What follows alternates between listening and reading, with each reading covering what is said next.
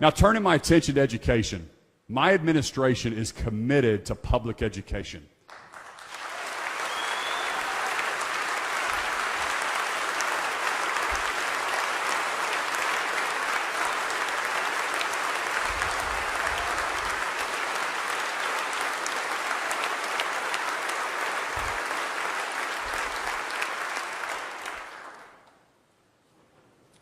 And I understand that the large majority of our students attend public schools. Over the next few years, we will move the needle in outcomes. We will set high standards. We will enact reforms. We will invest in the classroom. But we must first continue our investment in the teacher, because it's not programs, curriculum, or resources that students will remember. The magic happens between the student and the teachers in the classroom.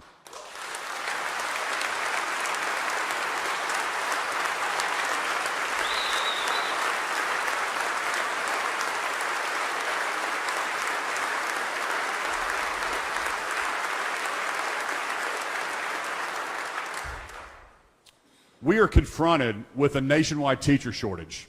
This is not a problem unique to our state, but Oklahoma was among the hardest hit. With recent revenue growth, I asked the legislature to bring our teachers to #1 in our region in pay and benefits. This amounts to a $1,200.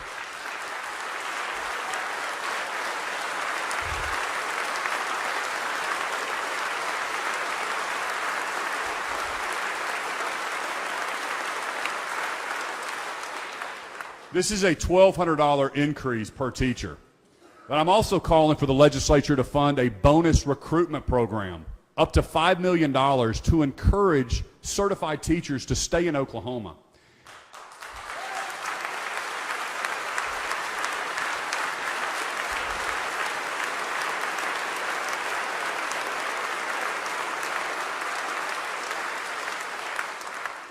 We've got to keep our teachers here after they graduate from college. We want to encourage them to return to the classroom after a hiatus, or to move to Oklahoma for the very first time.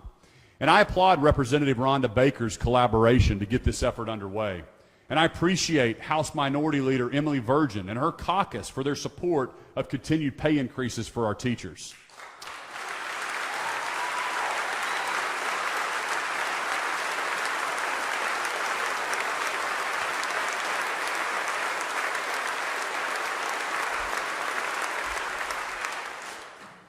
We must also standardize the certification test for Oklahoma teachers, get rid of the 5-year renewal fee, and reduce unnecessary paperwork and bureaucracy on our high-performing schools, and instead shift our resources to help the schools who need it the most. But these reforms and continued investment from the state will not be enough to make Oklahoma's education system competitive. We must do the hard work of reimagining education. Consider Cecilia Robinson Woods. She's the superintendent of Millwood School District here in Oklahoma City.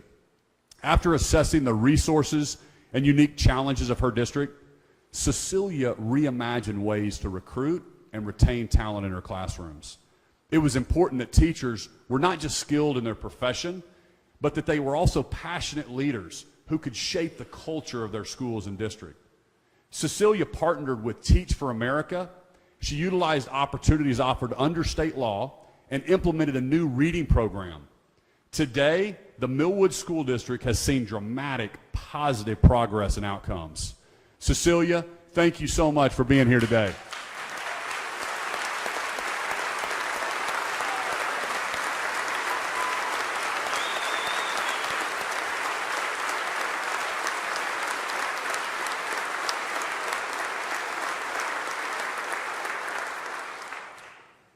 We must also look at ways to better stabilize the funding of public education.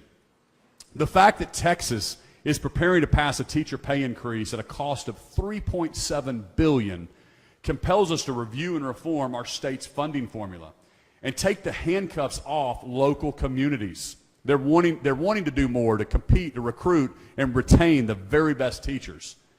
We must chart a bold course that allows for communities to do more for their students without being penalized with the loss of state support.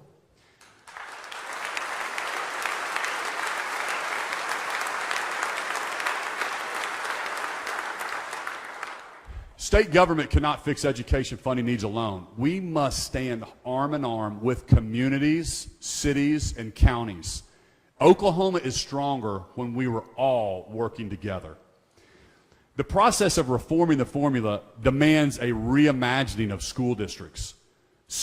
We can ensure that they just don't have equal funding per student, but also equal opportunity. This will take time to study what other states are doing, what is working, and what challenges we must address that are unique to Oklahoma. And I am committed to being a continuous learner in this area and a leader in this discussion. We must not forget that education should be first and foremost about our students, not about systems. And I will sign into law any legislation that seeks to break down the silos that exist between Common Ed, career techs, and higher ed. We must better align the education experience for Oklahoma's children and prepare them for tomorrow's workforce to become machinists, computer programmers, engineers, and more.